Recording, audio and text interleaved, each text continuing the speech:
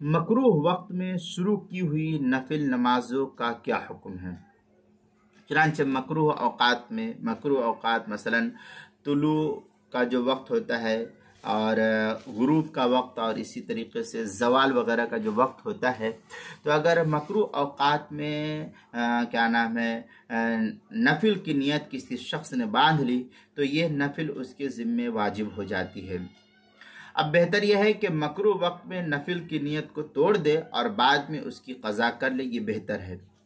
अगर उस वक्त नमाज नहीं तोड़ी तो इस सूरत में उसकी नमाज तो होगी लेकिन ये शख्स गुनहगार होगा, मगर बाद में कज़ा की ज़रूरत नहीं पड़ेगी। फतवा शामी में अल-अफ़्ज़ल इंदना अन यक़्तअहा व इल्लम अतम्म फ़क़द असा वला क़ज़ा अलैहि लिअन्नहु अदाहा कमा वजबत फ़इज़ा क़तअहा लज़िमहुल क़ज़ा। इस तरीके की इबारत फतवा शामी जो ज़करिया बुक डिपो देवबंद का हिंदी नुस्खा उसकी दूसरी जिल्द सफ़ा 476, अहसनुल फतावा उसकी तीसरी जिल्द सफ़ा 493, किताबुल मसाइल उसकी पहली जिल्द सफ़ा 492 पर इसको नकल किया गया है।